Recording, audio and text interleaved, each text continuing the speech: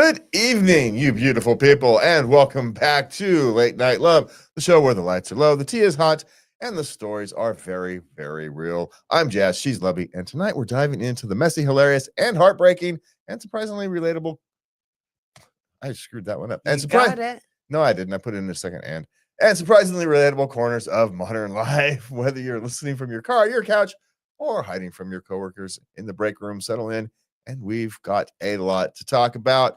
Even though that's a bit incorrect, because no one listens to this live when in their car. In their car. No, they're sitting in their garage, or their sewing room or something, and it's on Rumble or something in the background. So for that, now prove us wrong. Contact us if you listen to us. Yeah, put a question. Send us your a comment or something. I'm answering comments now. Yeah, send your stuff to love at latenightLove.us. You can send it to that. You can go to the website, send it to the website, or hit the little comment button below. You can do the like, subscribe, share thing. We always appreciate that. Look, we can even have a graphic for that. So Ooh. Like and subscribe. Woohoo. And at this time of year, we want to make sure we wish everybody a Merry Christmas, Happy Holidays, Happy Kwanzaa, Happy Hanukkah, whatever it is you happy to be. Winter solstice, Boxing Day Boxing Day over in the UK. Yeah. No, Boxing Day is the 26th. Yeah, but it's coming. It's coming. It's the same thing. Yeah. Kwanzaa is like the 4th, isn't it? Or the 23rd? I'm not sure. Anyway, they're all right around this time, and that's the important part. It's the time of holidays. Yeah. It's the time of winter where everybody kind of gathers together before they go hunker down for the next 3 months. Yeah. Is essentially what this is. Go in, get with all your friends and family, gather up, say we love you as you go off and separate for everybody for 3 months as y'all just go and trying to survive the winter. That's where this really comes from. And so let's remember that as we travel the world and, go through our lives, that the reason we have these traditions, the reason these traditions have held through is because there's some very real survival truths below it, underneath it, that the foundation is. So, just saying. These traditions have stuck through cultures, through cultural changes. Yes, they have. Yes, they've morphed. They've morphed over the years because they had to. If you came in and you took over a new region, you wanted to be accepted, you'd have to as the new rulers, you'd have to accept their culture or integrate it as part of yours. Well, except for the Roman Empire. I forget who it was. I want to say Augustus, but I know that's not right. He would go in and he would meld the two. He would meld Roman and local customs together to make a new thing that had a bit of both. Genghis Khan largely did the same thing. Yeah. So it's not unique, but it's if you want it to stick around. Well, I think a Roman did it first. I suspect it was done long before the Romans, but I don't think the Romans invented anything particular on that one. I just have a suspicion. All right, so let's get off the Roman Empire, even though many of our male listeners would probably like to discuss the Roman Empire. Females, yes, too. I like to discuss the Roman Empire. Yes. I like talking history, ancient history. There was a thing a year, maybe 2 years ago, where about the men think about the Roman Empire a lot. Oh, they do? Yeah. Oh. And women were surprised. Why are they thinking about the Roman Empire? Interesting. It's because we think about weird, goofy things. And, sure. Yeah. We think about our wedding day. Yeah. Weird and goofy things. We come up with, Rest our case. All right, so it's time to get into our shows. Unless we got anything else we want to bang on about. Well, it's Christmas. It is Christmas. It's why we got the goofy hats and the things. And our sweaters. And I'm the naughty one, the nice one. I'm the nice one. Yeah, well, that's what she says. I was questioned at church about that by a pastor. No way, man. And I totally froze. And my buddy, he jumped in. She's always nice. Yeah, He well. saved me. Yeah, well, what you gonna do? All right, so we are going to be right back. Let's start our first segment here. Is that the exit or the intro? There it is.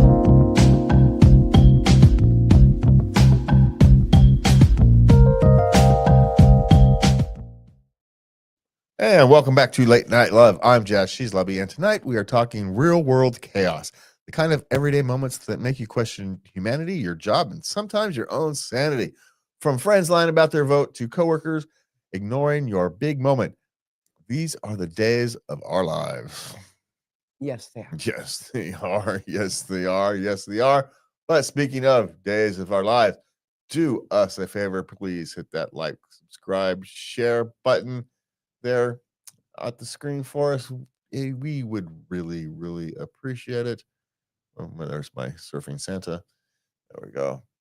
And you can find us at latenightLove.us. You can send us your questions, comments, suggestions, etc. to love@latenightLove.us, or put your little questions and comments there in the comment thing below. Screen. Down that way. You can do all that. Yeah. If you so wish. So, what are we starting off with tonight, Lubby? Well, we're starting out something that is happening nowadays. My best friend lied about who she voted for. Extremely shocked. So, You know, what difference does it make? yeah, the fact that she felt you couldn't deal with the fact, maybe this a little self-reflection is in order. Maybe she knew you're going to have some overwhelming reaction to it, and so it's just easier to just, say, no, I didn't. Yeah, sure, I voted for whoever you wanted them to vote for. Whichever way, it doesn't even matter which way, right? Both sides, if the two sides are going to do this, have the same reaction. In a sense, it's not like one side is better than the other on this perspective. Or who knows? Maybe they voted for a third party, and how could you possibly do that? We've seen that kind of thing Yeah. before. So, you live in a world where people have different solutions to the same problem. And the reason we have politics is so we don't have to get angry at each other over these differences. We get angry at them, not your friend. Yeah. That's why we have them. That's the literal reason we have politicians. So we can get mad at them instead of mad at your next door neighbor, or instead of being mad at your friend. So we can still interact like normal human beings. Who she voted for makes no difference on who she is. You know who she is. It's how she acts day to day, not who she voted for. She thinks, and half the time today, they're not voting for the person they're voting for. They're voting against the people who are running against them. Yeah. So it's yeah, this person is terrible, but they're less terrible than that person, and you're doing the same thing. Going to bed, you're doing the same thing. So give the same grace you would like. But I would suggest that maybe you make a little introspection. See, why would someone feel the need to not tell you who they voted for honestly? What kind of reaction were you going to have? You're going to overreact and kind of flip out and make it not worth it to bring it up as a discussion? Well, maybe that's on you. Yeah. I would avoid it. I found out from a couple friends, who they voted for that I vehemently am against, and what I did was just, okay, I'm not going to talk politics with them anymore. That's just out of the relationship. Yeah, there's no reason to talk Yeah. politics. No, There's none. There's no point. Well, it's not that there's no point, but why? Is it going to make things? The real question is it going to change anything? Probably not. It's just going to make your life worse. So why input that negative energy? Why export that negative energy? Why waste that energy just, go on doing the same things you've always done. What do you think you're gonna get out of it? Yeah. Arguing with a friend about politics. What do you think is gonna happen here? Yeah. And, as strongly as you feel about your political positions, other people feel just as Just as strongly strongly about the other way. theirs. Yeah. And the reason we live in a functional society is because you're allowed to. Yes. Hey, this is not the first time we've had social disruptions in our politics. Will not be the last. Nothing is new is under the sun. We've seen it all. Heck, this is in my lifetime. This is what, the second? I was born in 69. That was right in the middle of an upheaval. Yeah. You had another one in what, the Berlin Wall fell. That was the 90s. That was another social upheaval. Mm-hmm. And now we've got a third one, major social upheaval. Yeah. And it's not just here; it's worldwide. There's governments being toppled by populists being tired of corruption worldwide. We forget that we don't need to do that here because we have systems in place that over time will self-correct, and it will, regardless of what side you think stand on. It will self-correct to your favor at some point. At some point, it will. It will. But you also realize you may not have the as high of a moral high ground as you think you do. Is another point. Is everybody has the right to make those same moral judgments as you do. If you want to be able to have those, then you've got to grant those. Just saying. That's why we have a handful of things, right? The reason we stuck to 10 commandments. These are the 10 things you can't do. Everything else is negotiable. It's kind of right. It may not be 10, it may be 15 or 20 at this point in evolution, but in societal evolution, but there's really only a handful of things that are absolute kind of across cultures no-goes. Yeah. And it's 10, 20. Yeah. There's a handful of places where it's 5 or 6, but those are those backward places in the world that exist to remind us that, oh yeah, we've come a really long way. Those are examples from the past to not follow. They're still working on it. Yeah, some of them ain't working on it so hard. Okay. We're going to move on. All right. In California, are food service jobs required to pay out unused vacation hours? I don't think so. No. And in fact, you're depending upon what's written in the policy and state law, you use it or lose it when it comes to vacations. Now, some policies will let you keep it over. Sometimes it's not. Sometimes it's depending upon exactly where you live. The state may say only a certain amount of time because it's not fair to the business or to you. Let's encourage you to use your stinking vacation time. Go on vacation, dang it. Yeah, the point of vacation time is to renew. Use it. Now, I get wanting to keep a week or two in your pocket. For sick time. For sick time or something you want to do, I get it. I like keeping 32, 40 hours of sick vacation, paid time off, whatever you want to call it. We essentially use it as paid time off. We just kind of combine the two and use it as paid time off. So it's just paid time off, but use your paid time off. I completely understand wanting to keep a week or two in your pocket for emergencies or fun or a long vacation, but use the dang things. And maybe you want to save up for a longer vacation. Okay, so you carry your 3 weeks or whatever it is into the new year. You can accumulate another 4 or 5 couple weeks over the course of the year, but you got to use them before the end of the next year. You can't just think they're going to build up for 10 years. Yeah. That's not how it works. Okay. You have to use them. And it's a benefit. If you don't use them, you are essentially leaving money on the table.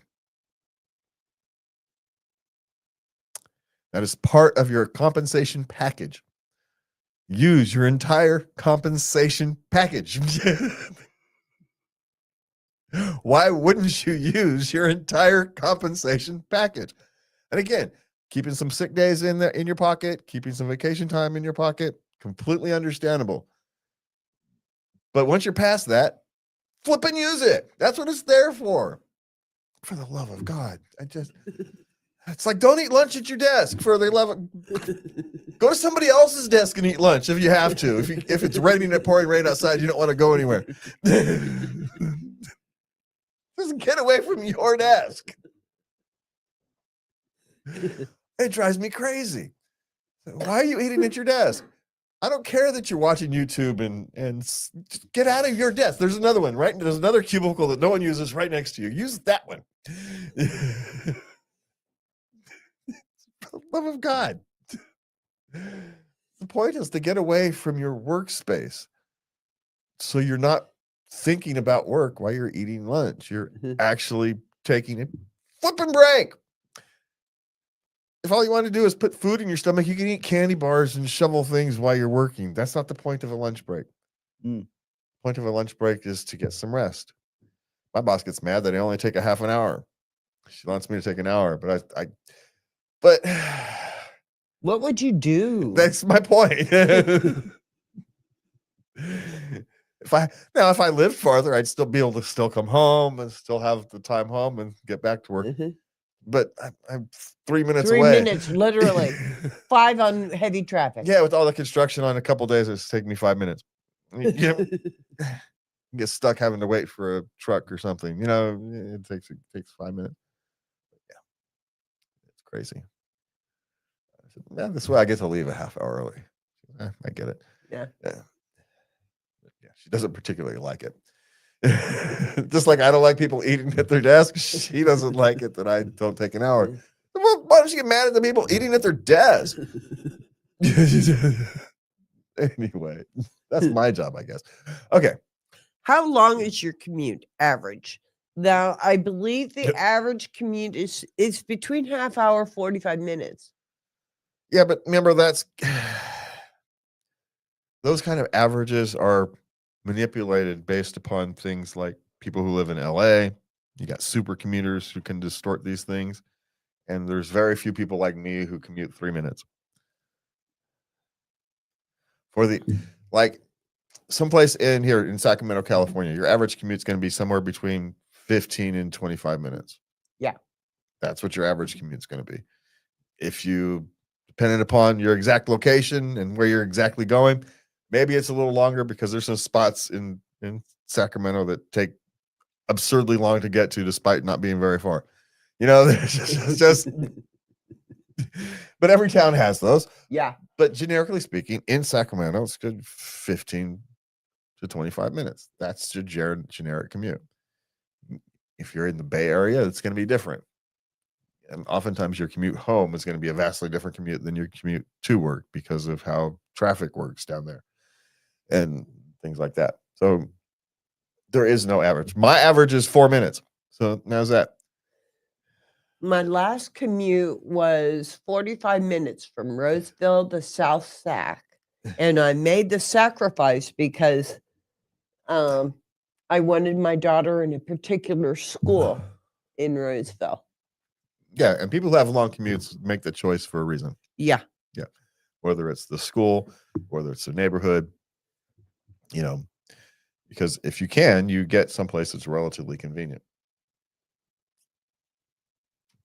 That's the one benefit of renting. You can always move to someplace closer to your job, but jobs are transitory now. So I suppose you get a centralized location and work your way out. But or just get lucky and find a job that's 3 minutes from your house. That's another option. Yeah. It'd be faster if the hospital wasn't in the way. Well, we'll move it for you. Just saying. Well, I just, give me a path. There's roads there. They can let me through. Anyway, just remove the bollards. I can get there. It like doubles my time. I have to go all the way around. Okay. This little sweetheart here. Me and my girlfriend are breaking up, and I feel I'm committing a mistake since she told me every girl is like this. Okay. Now the nice thing about her is she doesn't like his family. That's the nice thing. That's the nice thing. How's I that? just made it easy. She constantly berates him and demanding and complaining. Nah, you're better off. and And she's gaslighting you, saying everybody's like that. Now, you can make an argument that young ladies have a higher percentage of being like that than more mature women, I suppose. But yeah. that's generically any young person, whether you're a man or a woman. You haven't figured out how to get through life yet. But generically speaking, she's just trying to justify her own bad behavior, and you're far better off without her. And not all women, not all girls are like this. No, it's these young women. They're in their mid-30s, right? 23, 24. Yeah, mid-20s. Sorry. Early 20s, mid. Yeah, 23, 24. You're in your mid-20s at that stage. You're at the spot. You're at the age of where you are expected to know better. Yeah. Yeah. She is definitely gaslighting you. Do not fall for this. No. She just don't like that you finally stood up for yourself. Uh-huh. So, congratulations. Don't let loneliness change your mind. That's all I'm saying. Yeah. Do not go back. No, it's a good chance to find a hobby and learn a new skill. Yeah. Go learn, take camera classes and learn how to take movies or take pictures or shoot movies or something. And pick a new skill and something you've out of your normal thing and go do that. Read something you've been meaning to read. Yeah. Whatever. Buy a project car. Who knows? Whatever it is in your interest. You know what I first did when I became single? I went out and ate on my own, and I went to movies alone. Doing things on my own and being comfortable with it, Yeah, I tried to build a model boat. That was very empowering. I failed. Model boat. Yeah, one of those model wood boats. Those one of model boats things, the thing. Yeah, completely failed at it. But I don't have the patience for that, is what I learned. That's not something you can do in 10-minute intervals, 10, 15-minute intervals. I did not have the patience for. I was not ready for that kind of thing. I don't think I still could do it, to be honest. But the point was, I tried something way outside my skill set, my skill zone. Sure, I learned that it was way outside my skill zone or outside my attention zone or whatever you want to. You learned something about yourself. Whatever. Yeah, I was out doing something different. I was trying things. I was experimenting. I was, I just wasn't being sedentary. I wasn't looking backwards. Yeah. That's the most important thing, is to not look backwards. Especially when you're 24. You've got, another 60 years in front of you. So. And I'll tell you something, a man who is, who has interests, is able to talk about something interesting, about what he thinks that he likes, is very attractive to women. You got something going on. Hello.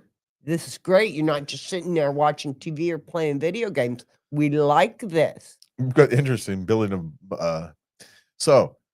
this is interesting about me.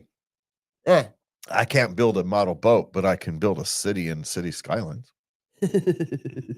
Ooh. But is that a hobby? Yeah. Yeah. I mean, I'm into video games too. I can appreciate your accomplishment, but is that all you do, is what I'm talking about? Oh God, no, I don't do that enough these days. Yeah. All right. Okay, what is next? Okay. I'm the one secretly gifting coworkers. Should I reveal myself? She's doing secret Santa things, like leaving little stuffies on people's desks, leaving, teas, bringing donuts. You don't need to reveal yourself. Everybody knows.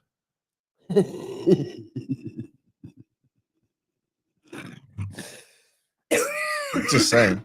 Everybody knows. There's no need to reveal, but is obvious.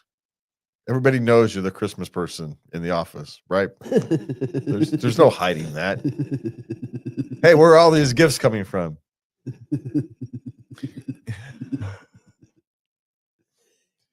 It is not that complicated. Sorry, you're not that discreet. It's just Well, she said she has been caught by one or two. no. I'm shocked, astounded, amazed, even. Oh wait, no, I'm not any of those things. Okay, what is next? Is it weird my coworkers completely ignored a shout out my boss gave me? It actually kind of hurt. Well, is it weird? No. Why? No, why would they do that? Yeah, and you don't look. You appreciate what your boss did, not because your coworkers appreciated it, because you know your boss appreciates it. Mhm. Your coworkers appreciate it when you make their life easier, not when you make your boss's life easier. Yeah. Hopefully, those two things happen at the same time, but it's not always possible. Sometimes you have to choose. Do you make the team happy and you be the one who has to deal with the boss who's not quite as happy as he should be? Or do you make the boss happy and deal with the team who's not quite so happy because now you've you singled yourself out from the group, Yeah. and depending upon the group, right? Some groups don't mind you singling yourself out from the group, and it's perfectly fine. And others, many of us have been here. You work too fast. You need to slow down because you're making the rest of us look bad. That's your problem, not mine. But we've been there, right? Yeah. How many of us have been there? Yeah, I have. Yeah. So, and my answer is always, this is just the pace I work. Mhm. And you guys are out of luck. Restructure. Now you could restructure the assembly line. I've got long arms, so I can take over. I can use more space. And so you could actually reconfigure the assembly line. So just give me a little bit more work to do, and the assembly line will still work. At its everybody else gets a little less to do. I get a little more to do, and and the assembly line gets to work at a little faster pace, and everybody's happy. But all the other people think they look bad now. Yeah. No, I just have long arms and I can reach things, and that particular task was well within my dexterity zone. It's just one of those things. Someone with short arms can't do as much as I could in that particular situation. It's just not possible. Okay. Because they can't reach as far, and doesn't matter how fast they work. They just can't. It's not physically possible. So there's sometimes you have advantages that other people don't have. Okay, so what do? You manipulate the workflow so that everybody Well, then they should get paid more. who The person who does more work. not in that situation. That's why you're paid by the hour, because you're all essentially doing the same task. You're just maneuvering it. Because you could be say, well, no, in a union shop, you would have been told to work slower as everybody else's pace.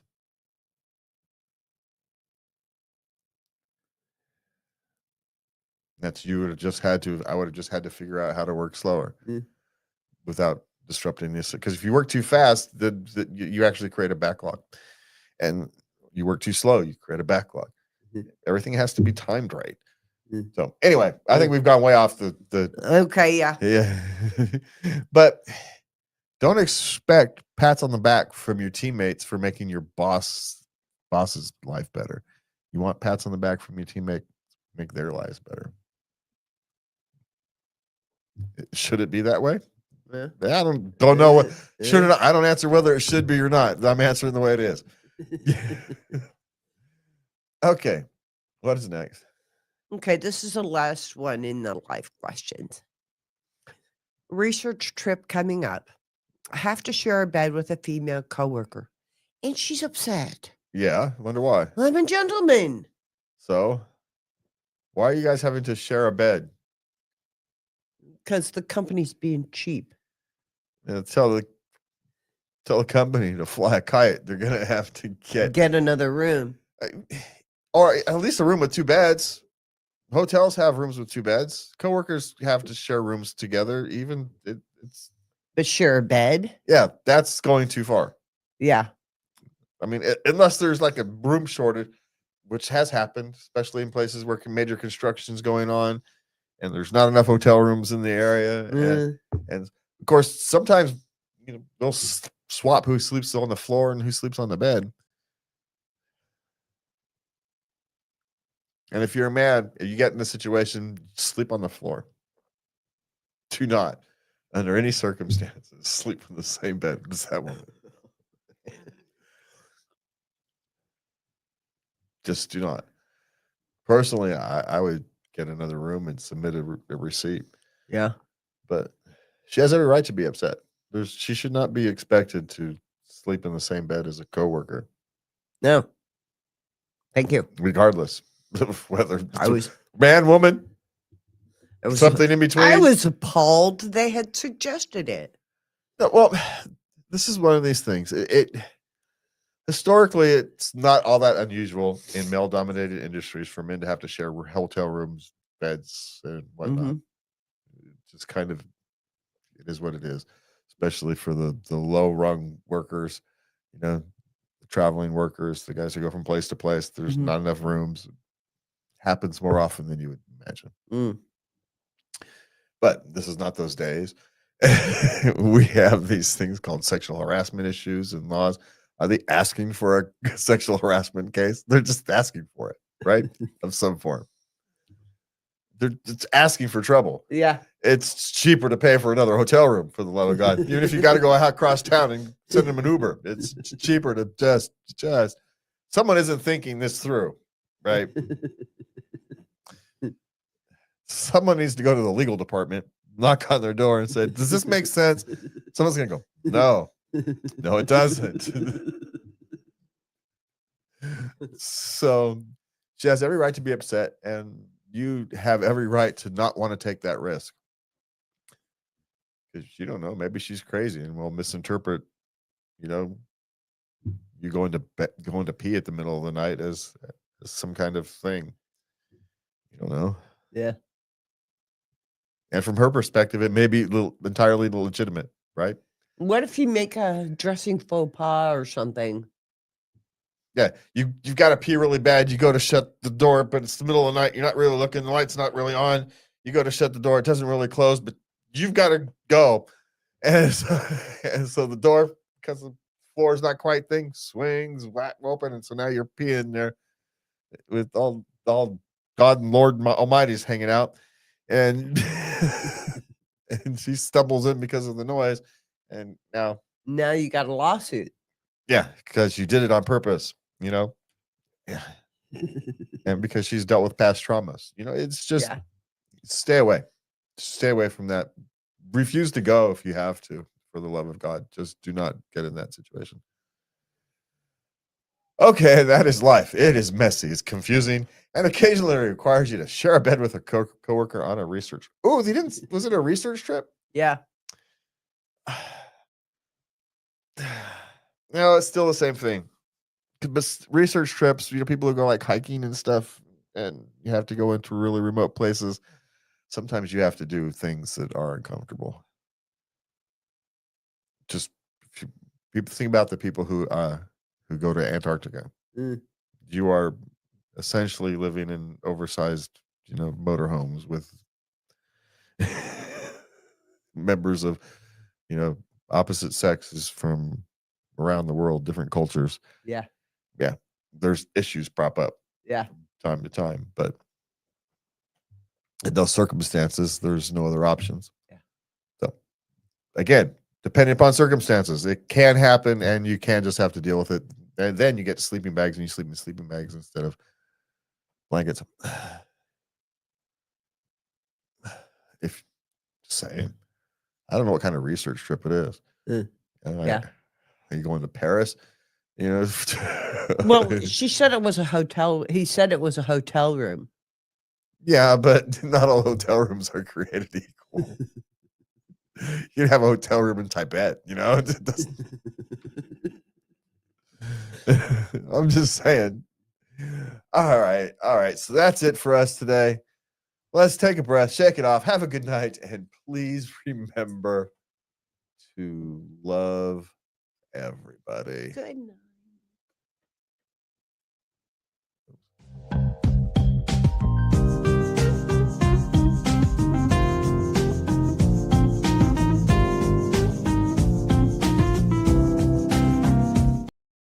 Yeah, go ahead. Oh, good. I'll pour.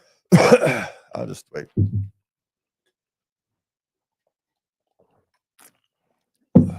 How did I get out of this thing? Moved out of frame again.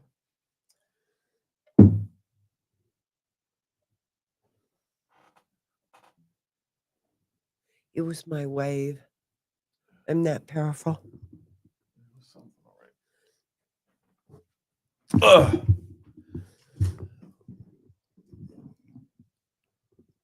Oh, now it's too hard.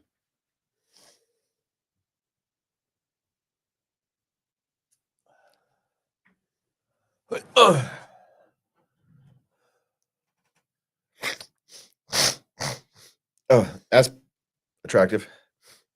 I should go blow my nose. I'm gonna be sounding all nasally here in 10 minutes. Okay. Yeah. All right.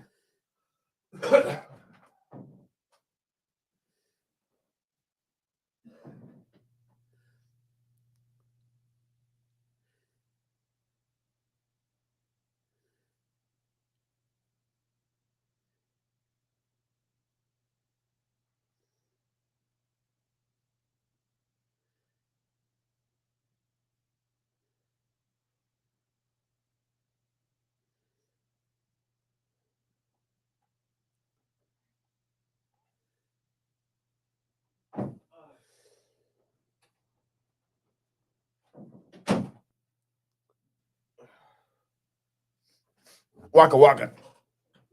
All right. Okay.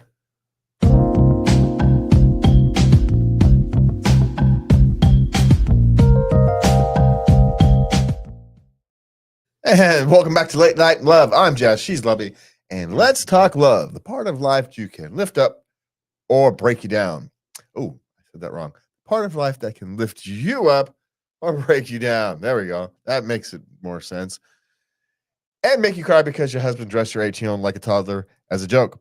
These stories can hit the heart, so let's get into it. That was a terrible read of that intro. I should really do it again. Good God. Let's try this again. Let's All right. see if Okay, I can here get we it. go. We got to clean the love of editing. And welcome back to Late Night Love. I'm Jess. She's Lovey. And let's talk love. The part of life that can lift you up, break you down, and make you cry because your husband dressed your 18-year-old like a toddler as a joke. These stories can hit the heart. So let's get into it. All right, Lovey. What are we starting off with tonight? Well, this sweetheart, my girlfriend is going through a rough time and blaming me for not being there or caring. I feel really stuck. What can I do? Now, he makes sure she has a good morning text when she wakes up. You know, he talks to her various times through the day. He'll bring her coffee. He takes her out. They have date night. Okay. So when You know, but she's like, you're just not there for me. so specifically, what does she mean? She doesn't know. Oh, she doesn't know, or Yeah. she just won't, or she's just not saying, you're just not there for me. She's having an emotion, and it's got nothing to do with what he is or isn't doing. Yeah. Yeah. Now she's 19. Yes. She has no idea what she means. She has no idea. She doesn't know what she doesn't know what she needs. She just knows that she's needing something. You She's- probably can't provide it. This is the The- double side of this. Yeah. There's probably not a dang thing he can do. I know. He's doing it all. Yeah. There's nothing else he can do. This is it. Yeah. And she just doesn't know that yet because she's 19. Because she doesn't know he is being supportive. He is being there. He's walking through her day with her. Yes. What more do you want? She wants someone to do the heavy lifting that only she could do. Oh. No. She's going through a rough time. It's called character building. And there's no other way to go through a rough time. It's a growth experience. All her boyfriend can do is hold her hand as she goes through it. Yeah. And what is she doing? He's holding her hand as she goes through it. That's all he can do. That's all he can do. So he's doing all he can do. And she's still struggling. Yeah. Because she's going through a rough time. Yeah. And she's just 19 and doesn't realize this is the process. Yeah. This is how it goes. Yeah. So if for him, if he's assuming this is a long-term relationship, this is something he wants to take on for 20, 30 lifetime years, then this is a bump in the road. You stick it out because it's just one of those things that happens. Sometimes it's weeks, sometimes it's month. Hey, on a rare occasion, it's years. Probably won't be that. Probably won't be that. At 19, most rough times don't last longer than a few months. Yeah. But who knows? It could be something longer. But these are the kind of things that, relationships are actually built on. So, yeah, you just keep doing what you're doing. Yeah. And she may never appreciate it. She may not be mature enough to appreciate it. And your relationship she may pull the plug on your relationship because she doesn't know she was getting exactly what she needed. Yeah. I can't believe her girlfriends aren't pointing out he's doing it all. Because they're 19. They don't know what it all is either.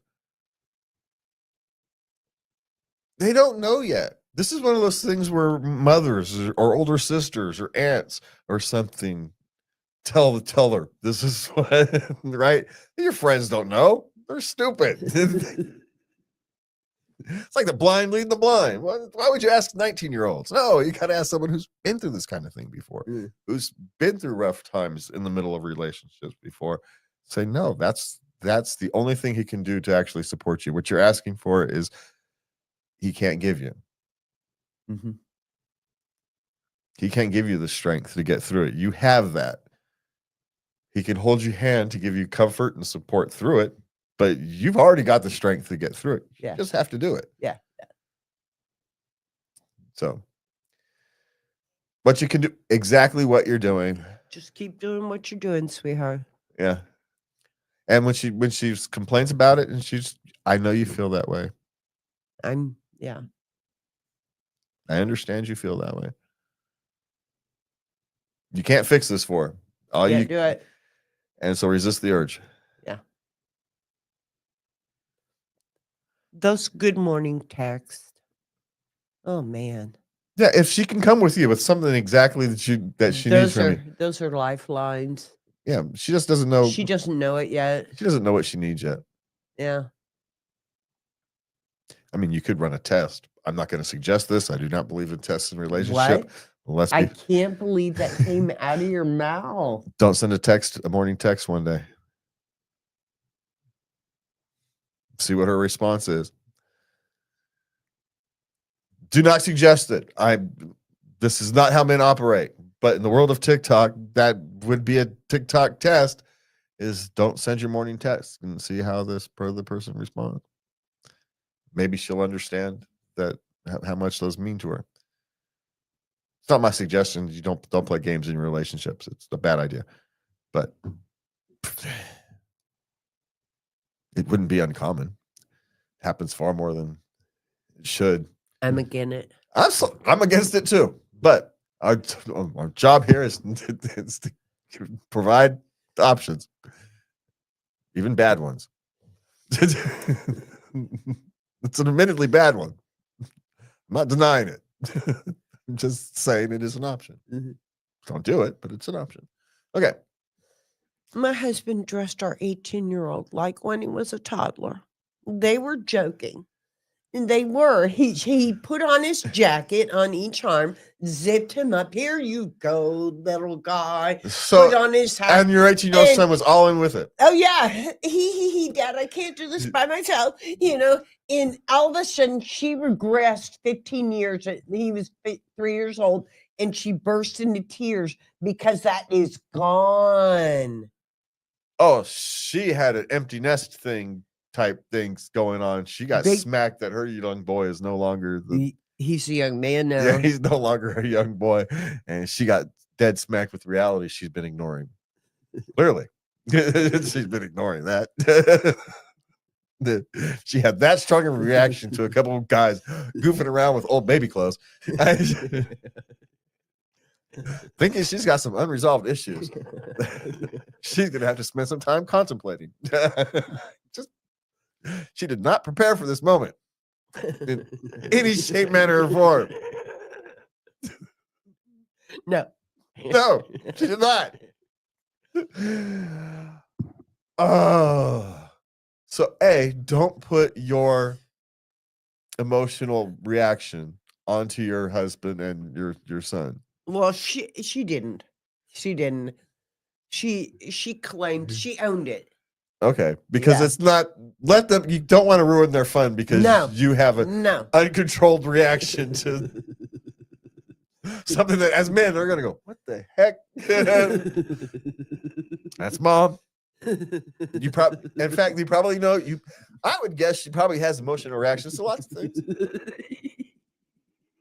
Gonna suggest this is a personality trait, and they're kind of used to it. They love you anyway, or because of. Who knows? So I get it. I would gonna say in retrospect, you would have prepared yourself better. It's pointless to bring that up now. That ship has sailed. That's like saying someone should have closed the gate before the horses left. Yeah, no kidding. Tell us something we didn't know. But we feel for you. How's that? Yeah. I think Yeah. we've all kind of been through it, Yeah. and you've had to face the fact that your children are no longer children, and some of us prepare for it better than others, but none of us are quite ready for it. And so, welcome to the club. Yeah. How's that? Yeah. It's the only answer we got for you, man. We feel for you. Okay. I still get those little twinges. And my girls are in their one's 30, the rest are in their 40s. So, okay. This one is for you, hon. Okay. Single dad.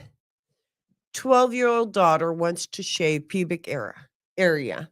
She is fighting puberty. She does not want to grow up. She does not want to become a woman. Thank you very much. She just wants to stay with dad and just live here and we be buddies and everything is cool. Oh, is he a single father? Do you happen to know? Yeah. Single dad. Yeah. Yeah.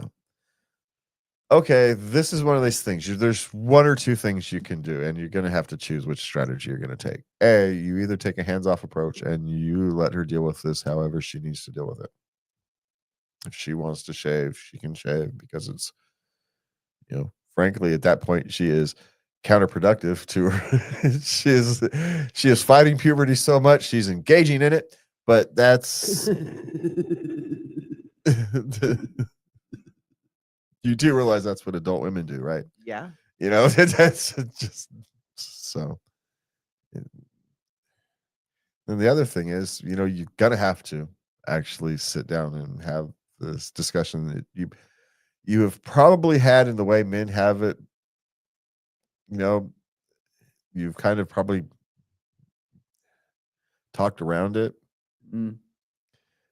but you're gonna have to be blunt and discuss that she is a young woman now, and she cannot put it in a box. Your relationship does not have to change. She will be 50 years old and still be daddy's little girl. That will never change, regardless of anything. No matter what. She needs reassurance. So that is not going to change, but you cannot fight pubertas. You just have to accept it. It is part of who you are and who you're going to become. Well, and this is a journey you will take together. It's everybody has to do it, men and women. Yeah. Both. Everybody through the course of history has had to face puberty and go through this and the changes. Mm-hmm. Yeah. And what she needs to hear from you now is that you're going to be there. Always. Not always, but through this thing, right? This is a big, huge change. She doesn't have a mother in the house to lean on, and she's got an ignorant dad, and all you can do is the best you can do. My strategy was I could deal with the emotional stuff, fine, but the physical stuff, I took her to nurses, took her to doctors, and had them have those discussions because they were going to have it far better than I was. Let the nurse deal with it. Let the doctor deal with it. Because hey, if you're not comfortable dealing with these things, you go to professionals, right? That's yeah. I'm not comfortable changing the transmission on a car. I'm taking it to the professionals. This is the most important thing in my important thing in life. There's something that needs to be dealt with.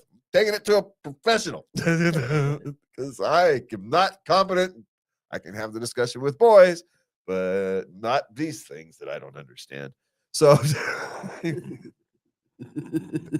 I don't understand that plumbing. So I went to class in high school, but I don't understand. How am I supposed to turn that into a discussion? I can't. So I'm taking her to a nurse. Surprisingly enough, they are perfectly happy to have the medical discussion. Mhm. So, and we also come from a family with lots of women who are free to talk about will talk about things Very freely. that no one wants to hear at the dinner table. Just saying. Why are we talking about this on Thanksgiving? I don't know, but it happens. So my daughter was mortified, but she learned a lot. So okay, what is next? Oh, this poor thing. How do I tell my husband I need consistency and honesty without blowing up my marriage? He moves around jobs. He likes moving houses. He likes all this transition. He likes change. And, Uh-huh. you know, she's 26. She's starting to think about babies. Yeah. And she wants a home. And knowing he's going to come home a consistent paycheck, you know. So what happens is he hasn't found his place yet. This happens a lot with young men. It takes them a long time to find their place. Mm. You know, they're what they're good at, Mhm. what they do. And he may have some, maybe moving around is what their family did. Who knows Mm. what else is embedded in that? Mhm. Bit of ADHD or maybe an anxiety disorder. It was hard for me to work in one place for longer than a few years because things change after a couple years, right? Yeah. Yeah, and some people don't respond well to change, so you move on because even though that's change, it's a different type of change, and you're in control of that change, and Mm. yeah. So, how do you do it without blowing up your marriage? Well, if you're asking him to do something he can't realistically do, then you're blowing up your marriage. He may not be constitutionally able to settle down. He may be one of those people who is, the van life people. They got to go off and they spend their life traveling and working odd jobs as they travel the world. And he can't do anything else. And if you can't do that, then you don't have to do that. You don't have to do that. No, No. it's, you guys got married before you found out who each other were. Yeah. Happens.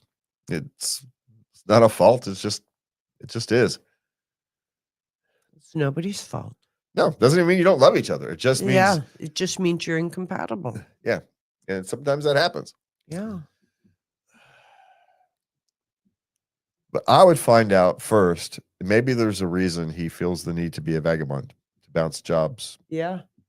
be it an anxiety disorder, maybe he's on the autism scale somewhere and so he does well for a while, but in terms of tasks, but then once interpersonal relationships become part of the job, he starts to fail at it, Mhm. you know, that type of thing. Or maybe he just completely lacks confidence because of his upbringing. And anytime he's afraid of success, fear of fear of failure. Failure he's comfortable with. Success he's afraid of, and so he self sabotages because he doesn't know what to do with success. Has no idea what to do with working at a place for 4 years. Has no idea what to do with a stable home, and it's out of his experience zone. And maybe in that case he could use some therapy. How do you afford that? I don't know, but those are the options. Come at it from a caring place instead of a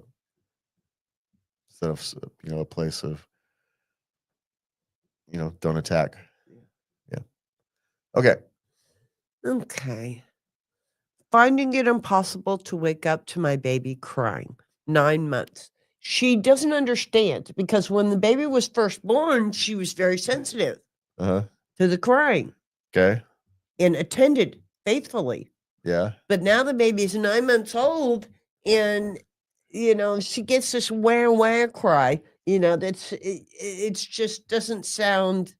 Because it's just I'm bored, come get me crying. Because the difference between your baby's cries, and some cries will wake you up because they're real cries, and other cries won't because they're just I'm bored or lonely and I don't really need you. I'm just whining.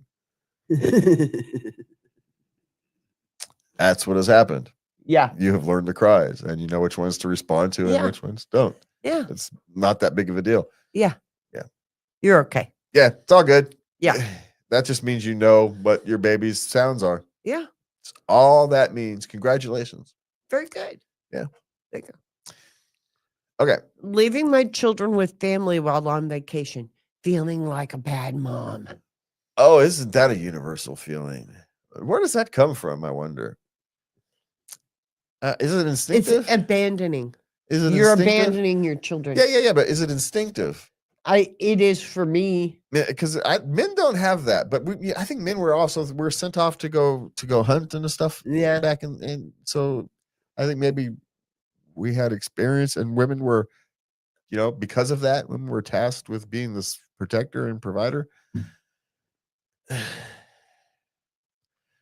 going to get hurt. And so somebody's going to be mean to them. And so if they leave the cave, then, they're not going to eat. They'll be upset. They'll miss me. They'll cry. Or it's a cover for being overly controlling. No. She's going. What are those kids going to do if I'm gone? They're going to do whatever I don't tell them to do. They're not going to do a dang thing that they should. Yeah. Yeah, they're going to wash the dishes incorrectly. This is true. No, they're small children. Well, then your grandpa is gonna not give them the same attention that you think they should have. This is true. He's gonna feed them cookies when they should be eating celery, and yes, it is.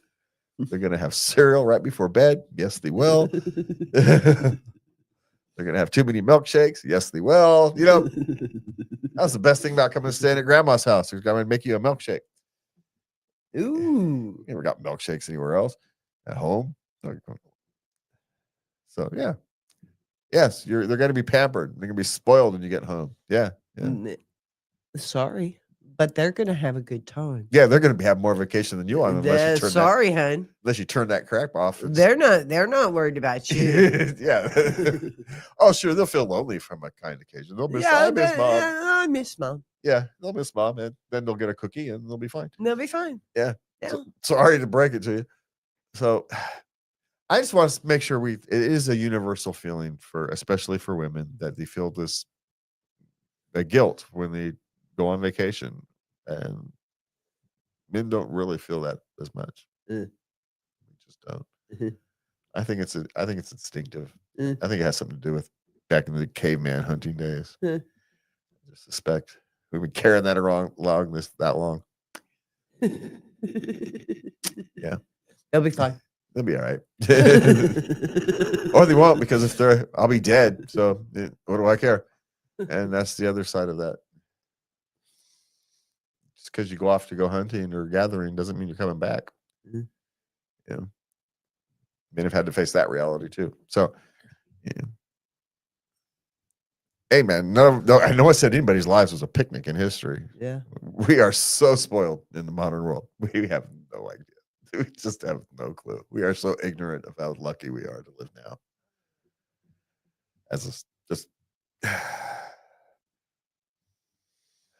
Just saying. I agree.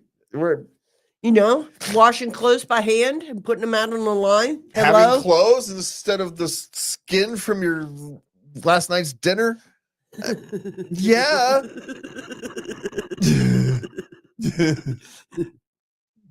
I'll take clothes, from cotton and, rather than patches of fur. I'm just saying. Not if there's anything wrong with fur, but I don't want to have to kill it, eat it, and then use the fur as my clothes. It was a badge of honor. Look what I did. Yeah, because they didn't have T-shirts.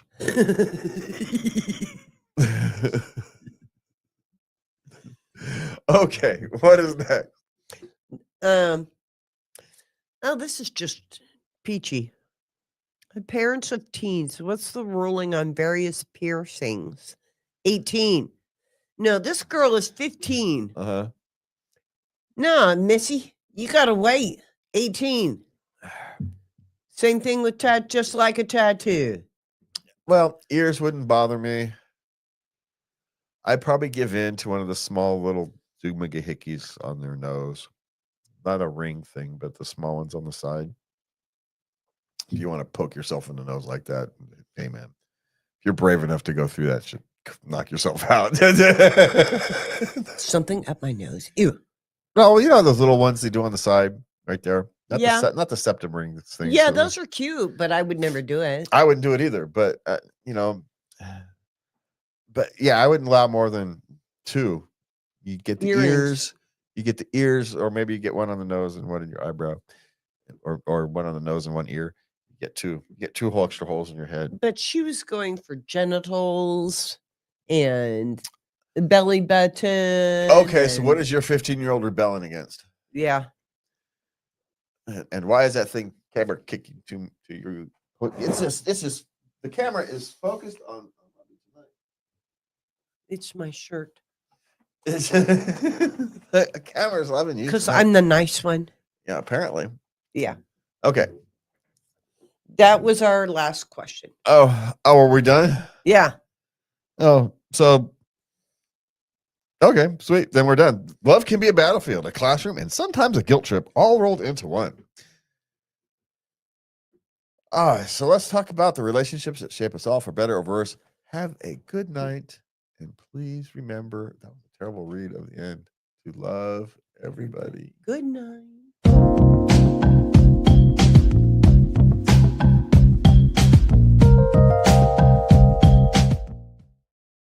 Welcome back to Late Night Love. I'm Jess. She's Lovey. Now we're stepping into the gray areas, the unspoken rules, the awkward conversations, the mismatched expectations, and the questions you only ask at 2 a.m.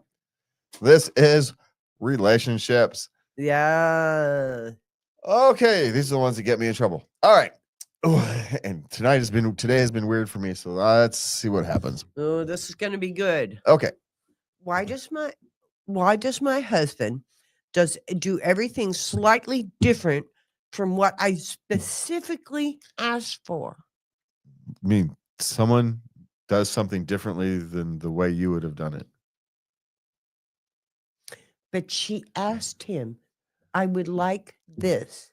And he does it slightly different. She Yeah. doesn't get what she asked for. Well, then do it yourself. If someone else does something for you, you're never going to get exactly what you want. It is not possible. The only way to get exactly what you want, if you want exactly what you want, I think he's doing it so she won't ask him to do stuff anymore. no, I think she's overly controlling and is being unreasonable.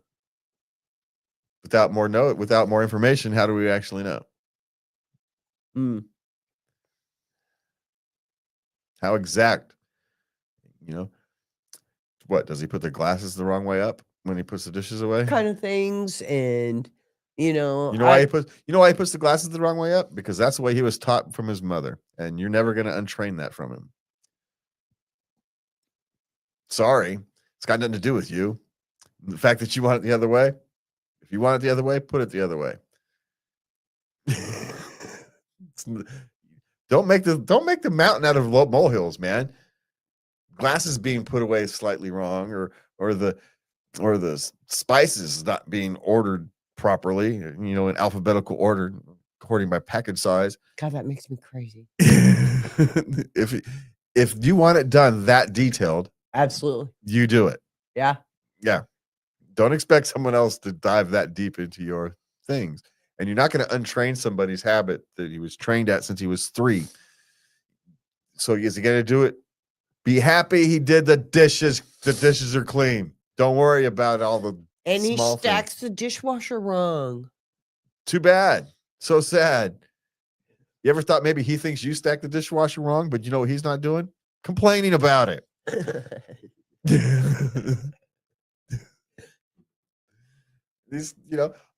doesn't fold the towels properly. Be happy anybody's folding your towel. You know what? If someone comes to me, I'm not folding my towels properly. I'm not folding your towels then. You know what?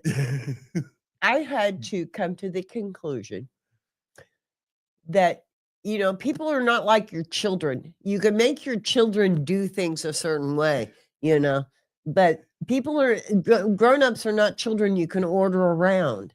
Yeah. And with you, I noticed I was complaining a lot, and I'm like, would I want to live in a relationship like that?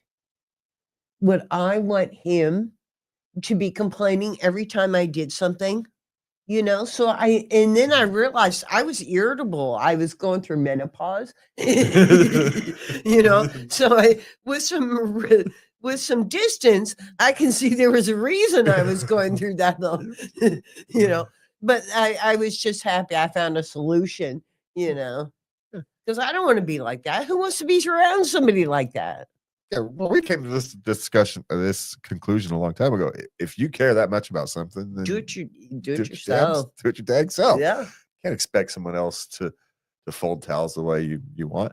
I can't remember how I want to fold towels. How am I supposed to remember how you want to fold towels? No, I will on if I know you like something a certain way, I will try and do that. When I think of it, I do try and pay attention to that. If you like something a certain way, I try. Well, sure. Sure, but instinctive things like when you're, folding towel. No, because you try to break some habit, or in my case, never have built a habit. So I have no clue. Oh, we went through the towel one early in our relationship. Yeah. I just took over towel folding. I just didn't ask you to do towels. I will not fold the same towels the same way twice. It just I'll go through 6 different ways to fold towels before I redo one. I don't know. I was redoing your towels. Is it folded? Yeah. Does it fit in the thing? Yeah. Hey, I'm good. So I figured I was, no, aesthetically, I like a certain look. Once they're away, I never look at them again. So, well, when I open the cupboard to get another one, and ours is on a shelf. Our hand towels are on a shelf so everybody can see them. I forgot there was a shelf. You didn't know there was a shelf. Because I forgot there was a shelf. We had that argument. I said, there's on the shelf. And you said, what shelf? And I said, there's a shelf in there. And you're like, no, there isn't. Go fucking look. Like I said, I didn't know there was a shelf. We had it for like 5 years. And once it's there, it's might as well be out of sight. I don't use it for anything, so it might as well be out of sight. I love you. You can hide stuff in plain sight with me. Just put it something that I'm not going to see. That's, something that's there every day. I'll never notice. Okay. What's next? Okay. My girlfriend keeps buying the same clothes, and I don't know how I'm going to bring it up. She has like the same 5 pairs of sweatpants, the same. Okay, so when they wear out, she just buys new ones. Yeah, the same ones. So what? She likes them. They're comfortable. They're comfortable. She doesn't have to think about it. Yeah, it probably fits with her, the attire she needs to wear when she goes to work. Yeah. And so, yeah. You don't. Why are you going to bring it up? He thinks it's weird. And? I mean, what was it? Well, Steve Jobs had a closet full of jeans and black turtlenecks. Yeah. It's just, you know, is it weird? Maybe, but you know, they didn't want to think about what they had wanted to wear. It doesn't hold value for them. They don't. It's not important looking different and being fashionable. They don't care. Well, for them, they think, hey, I look good in this, so I'm just going to keep wearing it. Yeah. So that's what they do. Now, I wondered also if it's a kind of comfortable with certain types of clothes. She has a hard time finding shirts that maybe, that don't feel scratchy or they bind or, she found sweaters she's actually comfortable with so she's going to keep buying it. Yeah, as long as you're not talking, okay, she's got 3 closets full of the same thing. All right, unless you're Steve Jobs, then who cares? But no, she has the same 4 or 5. Yeah, so she's got like 10 different items. She mixes and matches, but they're all the same. Yeah. She doesn't want to think about her style, so she has gotten a few things that she can just kind of grab without thinking about, right? Yeah. And she doesn't. Be happy you have a woman who doesn't obsess over style. God, just think about the expense of that. Yeah. Yeah. You have no idea how good you have it. How many hours you could have spent waiting for her to get ready. Or God, go shopping, clothes shopping, having to go watch her change clothes.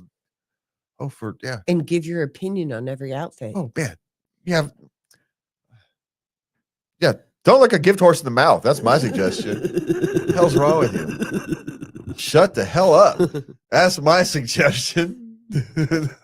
Seriously, you don't bring anything up.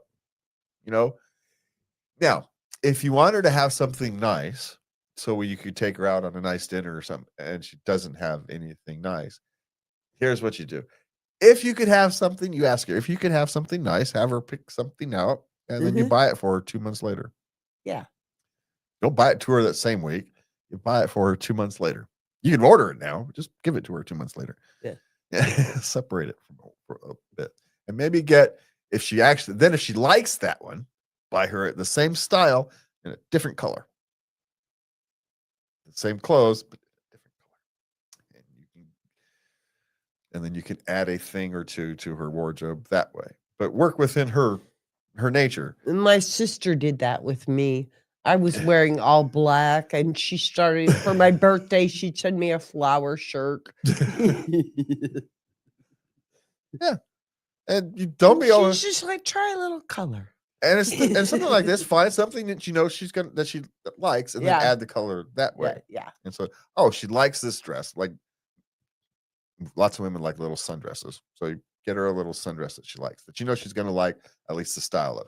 Then if she likes it, the way it fits and feels comfortable in, then you can buy her ones that's a different color of the same style, manufacturer. Because once she likes something, then you get her that thing over and over again, but you can add colors and do things that way. That would be my suggestion if you wanted to have her add. But she may not want to wear dresses or skirts. She may be pantsuits. Yeah.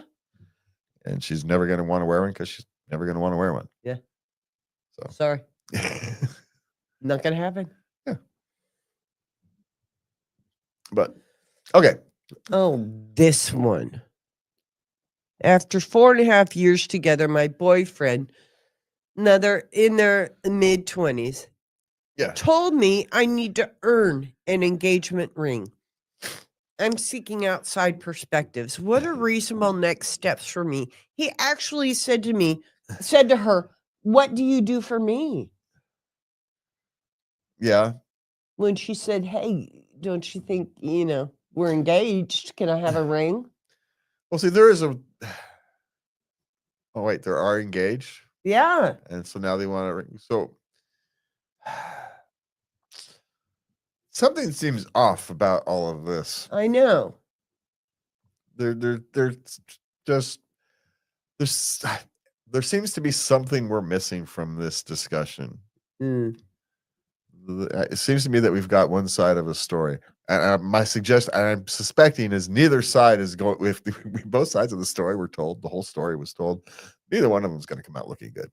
So I'm going to go back with the one I was thinking is, as you're reading descriptions, what's the thing for you to do is for you guys to end your relationship, mature a little bit, and then come back later or go find somebody else because neither one of you is actually ready for Sorry. for a marriage. Because if his perspective is, uh, "What do you do for me?" and I was married to one of these, what do I get out of it? It's not gonna work. Well, but again, maybe she's expecting a house paid for, 2 cars, a picket fence, you know, and so his response to that is, okay, well, what are you doing for me then? If you want me to give you all this, No, no. She just wanted an engagement ring. She's taking it a step at a time. well, we don't know that's what she says. At 20 years old, I don't believe any of these people. I'm just saying Uh, I have a suspicion this is not the complete picture. uh, And like I said, neither one of them probably looks pretty good at the end of the day. uh, So they're both probably okay. immature. Uh, And the response is it's time for you guys to, you know, spend some time single, becoming better human beings would be my suggestion to both of them. okay. So, I agree. okay. Okay. My boyfriend has not wanted to be interested with intimate with me after he had a seizure. It was his first one in front of her. Okay, but we don't know how seizures and anti-seizure medications may impact his ability to get intimate Yeah. or desire to get intimate. Yeah. These things can sometimes take some time to, physically work through. Yeah. Not to mention emotionally work through. It probably has nothing to do with his desire for her, right? Yeah. It's probably related to the seizure itself. Yeah. Now there might be. They're 19 and 20. He could simply be worried that he's going to have a seizure while he's being intimate. He doesn't want to put you through that. Yeah. That's kind of a silly one. And a lot of times, depending on the seizure types, you're going to have to learn when. Like I know somebody who gets seizures, and she has to be essentially in bed by 8, Mhm. and she can't get up before like 7 because if she does, then if she gets out of that time frame too much, her chances of seizures skyrocket. And simply by managing her time and her medication, Mhm. she can prevent seizures and live a normal life. Yeah. But you know, she this is someone who would used to work at a TV station in the overnight hours and had to quit the job because she had a seizure. At 4 a.m. on a 4 a.m. morning show, live TV show. So, Oh. yeah, and she's in the control room, right? She's not on TV, but Yeah, but still. right. So you finally get your dream job, and next thing you know, you lose it because you can't work the hours that they need you to work. Yeah. So Uh, anyway, just work through it. I know you're 20 and you feel like the lack of intimacy is personal, but it's not.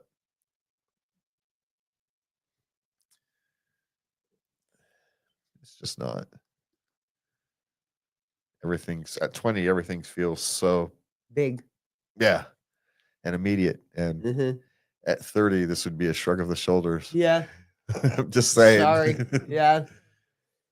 Yeah. In the grand scheme. In the grand scheme of things, a couple weeks for him to, even a couple months for him to recover from a Yeah. major seizure and Yeah. get back to kind of normal psychology, normal life Uh-huh. is be. And we don't know the circumstances. Maybe it was just after they had relations. And so maybe there is some connection there.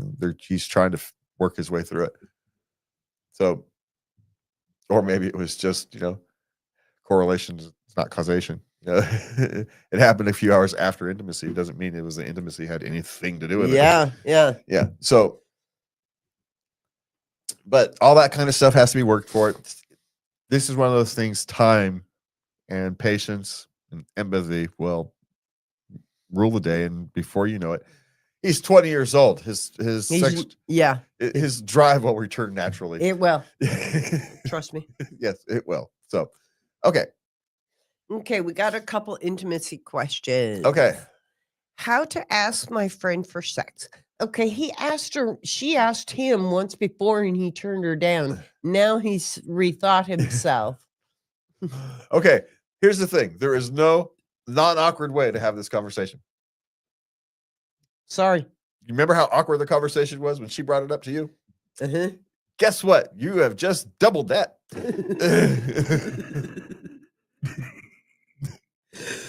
But here's my thing. Put your big boy pants on and go up to her and you go,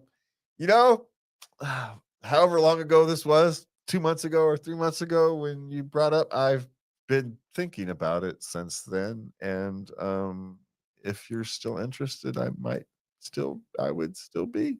Don't use the word might. Be clear. Yeah, I would still be. Yeah, I would be. I would be. I am now. I was dumb. Don't know what I was thinking. Or as a friend, I was worried about our friendship, and yeah, and I've now decided that you're more than worth the risk. Yeah. That's a good one. Yeah. Yeah. Very easy. No, it was. Don't lie. It's not going to be easy. This is going to be one of the most hardest conversations you're going to be able to pull out your behind in your life. There's nothing going to be easy about it. If it was easy, he would have already done it. He is going to be sweating, not proverbial bullets. He's going to be sweating from places he didn't know have sweat glands. Is what's going to be happening. No way, really? Oh, yeah.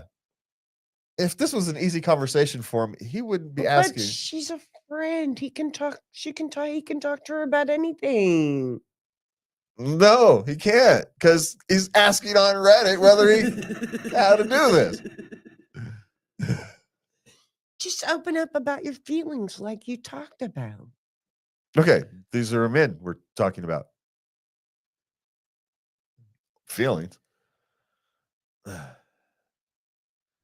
we're going to have to. We told him, we gave him the script, but he's going to have to pull his big boy pants on and gather up all the courage he's got, plus a little more, and go stumble all that out, because that's what happens. We're never smooth.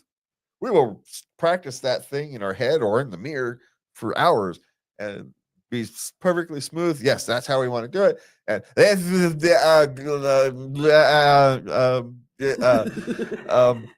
damn it. I like you. Can we have sex? Yeah, that's really what'll happen.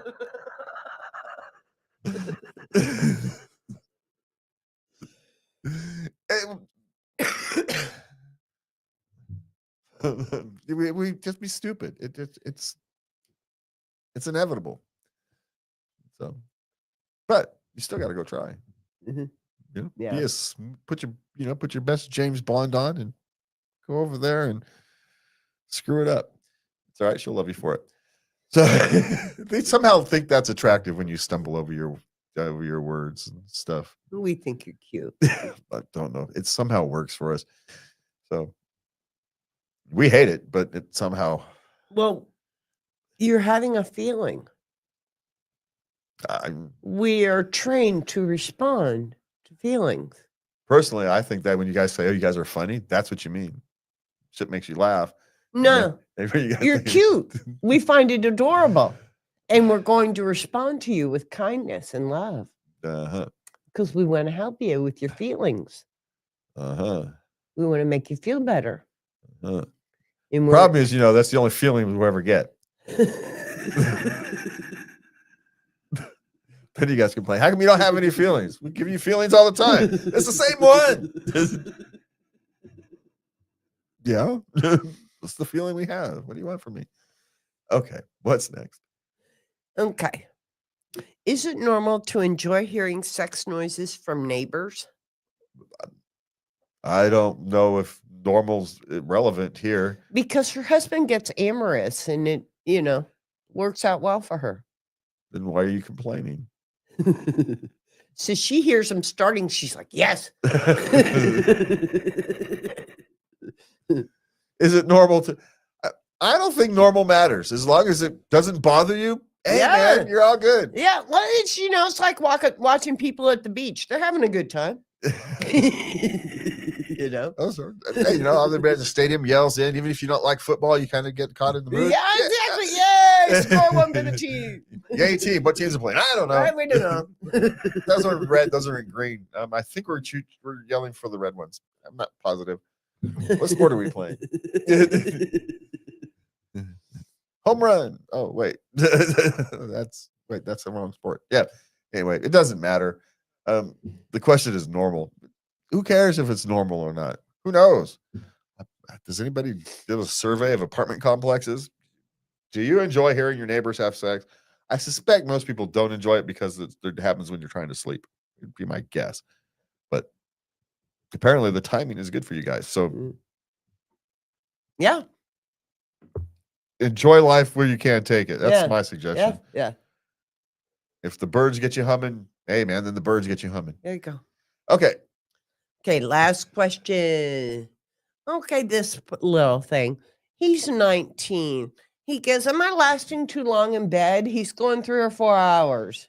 I kind of doubt that that's 3 or 4 hours. Really. Okay. I mean. Now, if you talk about with breaks, little nap. Even though at 19, I suppose it's possible. Realistic from a physical standpoint. Yeah. I mean, because once you hit 30, there's no way. It's not happening. And enjoy it while you can. Yeah, there you go. Well, and the other thing you don't say is there are chemicals enhancements involved as well. All kinds of chemical enhancements could extend those times. Yeah. For worse. Yeah. Long term, anyway. Yeah. So, Mike, now, if you're talking about, are you and your partner having a 3 or 4 hour pleasurable love fest, pleasurable experience that's in whose intensity ups and downs over the course of those particular times, that's perfectly reasonable, perfectly fine, perfectly normal, especially when you're young. Yeah. No one in their adult times has time for that. Sorry. We don't have time. We'd like to. A, we don't have time, and B, we don't have the stamina for that. Just you want to watch a movie? Yes. We need a cigarette in the movie. That's what we need. So I don't know. Don't worry about it. As long as everybody's having a good time, that's all that really matters. That wraps up our dive into the wonderfully complicated world of human connection. If nothing else, tonight proves that everyone is figuring out as they go. From me and Lubby, have a good night. And please remember to love everybody. Good night.